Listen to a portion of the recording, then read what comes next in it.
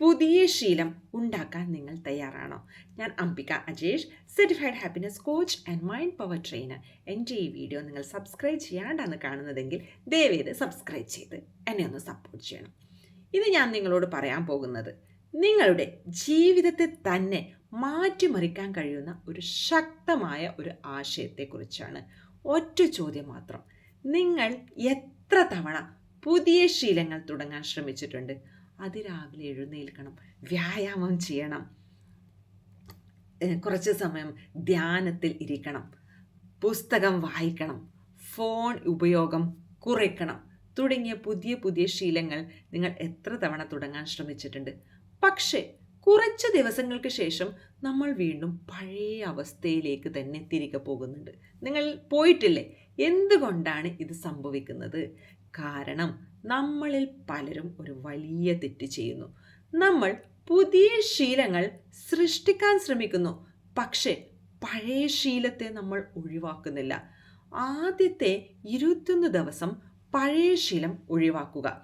ഒരു തോട്ടക്കാരൻ പുതിയൊരു ചെടി നടുന്നതിന് മുമ്പ് അയാൾ എന്താണ് ആക്ച്വലി ചെയ്യുന്നത്? കളകൾ അയാൾ പറിച്ചെറിയുന്നു.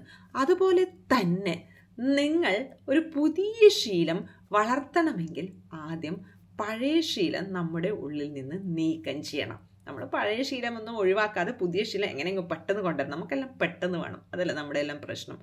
നിങ്ങൾ ഒരു മടിയനാണെങ്കിൽ ഞാൻ കഠിനാധ്വാനം ചെയ്യും എന്ന് പറയുന്നതിന് മുമ്പ് മടിയെ പോഷിപ്പിക്കുന്ന കാര്യങ്ങൾ കുറയ്ക്കുക.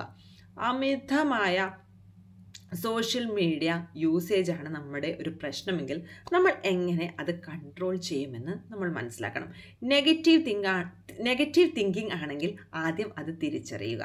അപ്പോൾ നമ്മുടെ ആദ്യത്തെ 21 ദിവസത്തെ ലക്ഷ്യം എന്തെന്ന് വെച്ചാൽ പുതിയ ശീലങ്ങൾ സൃഷ്ടിക്കലല്ല, മറിച്ച് എന്താവണം നമ്മുടെ ലക്ഷ്യം?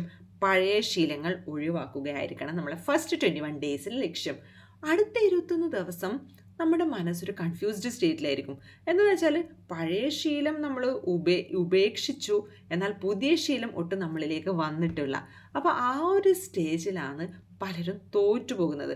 അപ്പോൾ ആ ഒരു സ്റ്റേജിൽ നമ്മൾ പലരും ഉപേക്ഷിച്ച് നമ്മൾ ഇതൊന്നും എനിക്ക് പറ്റില്ല എന്ന് പറഞ്ഞിട്ട് നമ്മൾ ഉപേക്ഷിച്ചിട്ട് നമ്മൾ പലരും എന്താ ചെയ്യുന്നത്? നിർത്തിപ്പോകും. അപ്പോൾ നമ്മളിൽ പലർക്കും പറ്റുന്ന ആ ഒരു സ്റ്റേജാണ് ആ ഒരു നെക്സ്റ്റ് 21 ഡേയ്സ് ആകുമ്പോൾ നമ്മൾ നിർത്തിപ്പോകും, ഇല്ല മതിയാക്കാമെന്ന് വിചാരിച്ചിട്ട്. അപ്പോൾ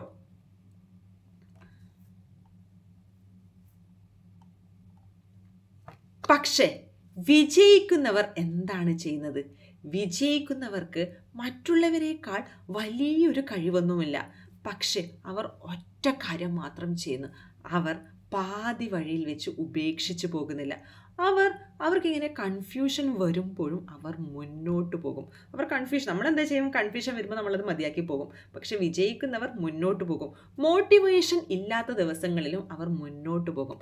കാരണം അവർക്കറിയാം സ്ഥിരതയാണ് വിജയത്തിൻ്റെ പ്രധാന രഹസ്യമെന്ന്. നമ്മൾ ഈ 42 ദിവസത്തിന് ശേഷവും നമ്മൾ ഈ ഹാബിറ്റ്സ് കണ്ടിന്യൂസ്ലി നമ്മൾ കൊണ്ടുപോകുന്നുണ്ടെങ്കിൽ ഉറപ്പായും നമ്മൾ വിജയിക്കും. അപ്പോൾ വിജയിക്കുന്നവരെന്താ ചെയ്യുന്നത്? അവർ സ്ഥിരതയോടെ കാര്യം ചെയ്യുന്നത്. ആ സമയത്ത് നമ്മുടെ ബ്രെയിൻ പുതിയ വഴികൾ സൃഷ്ടിക്കാൻ തുടങ്ങും.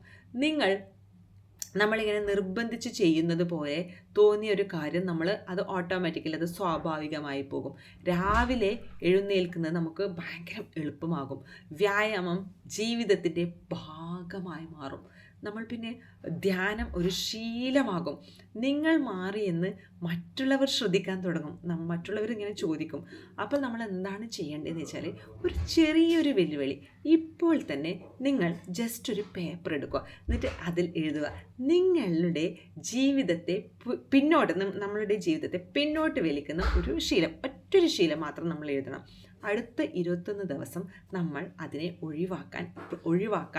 ഒഴിവാക്കും എന്ന് നമ്മൾ പ്രതിജ്ഞ ചെയ്യണം. അതിൻ്റെ അടുത്ത 21 ദിവസം നമ്മൾ സ്ഥിരത പാലിക്കും. 42 ദിവസത്തിന് ശേഷം നിങ്ങളുടെ ജീവിതം എവിടെ എത്തും എന്ന് നിങ്ങൾ തന്നെ അത്ഭുതപ്പെട്ടു പോകും.